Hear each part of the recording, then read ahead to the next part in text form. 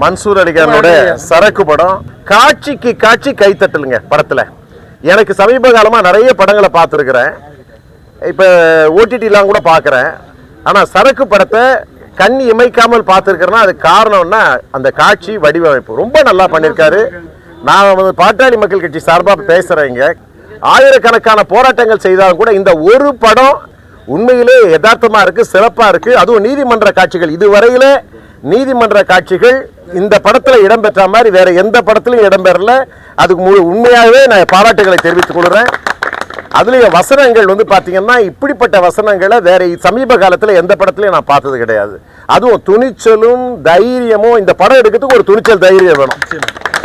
ஆனால் இதை எப்படி அனுமதிச்சாங்கன்னு தெரிஞ்சுன்னா உண்மையிலே அந்த அனுமதி கொடுத்தவங்களுக்கும் நம்ம பாராட்டணும்.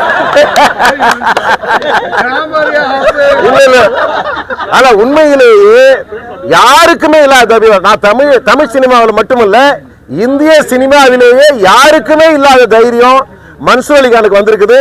தமிழ்நாட்டிலேயே எடுக்கப்பட்ட படங்கள் அதிகமா பெரிய பெரிய கதாநாயகர்கள் வச்சு எடுக்கிற படங்கள்லயே அதிகமா இன்னைக்கு வந்து கதாபாத்திரங்கள் நிறைந்த ஒரு படம்னா இந்த படம் தான் நான் சொல்லுவேன். நான் அவ்வளவு கதாபாத்திரங்கள் இருக்கு. அதே மாதிரி பார்த்தீங்கன்னா பாக்யராஜ் வர்ற காட்சிகளும் சரி, பழக்கருப்பையா வர்ற காட்சிகளும் சரி, நாஞ்சில் சம்பத் வர்ற காட்சிகளும் சரி, ரவிக்குமார் வர்ற கேஎஸ் ரவிக்குமார் வர்ற காட்சியா இருந்தாலும் சரி, அதோட இவங்கெல்லாம் எப்படி ஒத்துழைப்பு கொடுத்தாங்கன்னா இந்த கான்செப்டுக்கு மன்சூர் அலிகானுக்கு ஒத்துழைப்பு கொடுத்துருக்காங்க.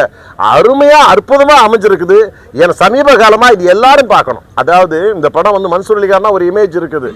அந்த இமேஜை தாண்டி இன்னைக்கு குடும்பத்தோட நீங்க வந்து பார்க்கணும்.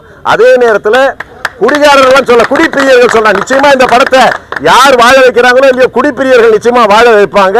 ஆனா அதே நேரத்தில் அவர்கள் ஒரு படிப்பினை பாடத்தை கற்றுக்கொண்டு நிச்சயமாக எதிர்காலத்தில் குடிக்க மாட்டோம்னு சத்தியம் பண்ணிட்டு போற அளவுக்கு இந்த படத்துல சரக்கு இருக்கு. ஆகவே இந்த சரக்கு ஒரு வெற்றி படமாக அமையும். சமுதாய புரட்சிக்கும் மாற்றத்திற்கும் சட்ட திருத்தத்துக்கும் இந்த சரக்கு படம் வழிவகுக்கும் என்று கூறிக்கொள்கிறேன். வாழ்த்துக்கள், அனைவருக்கும் வாழ்த்துக்களை தெரிவித்துள்ளேன்.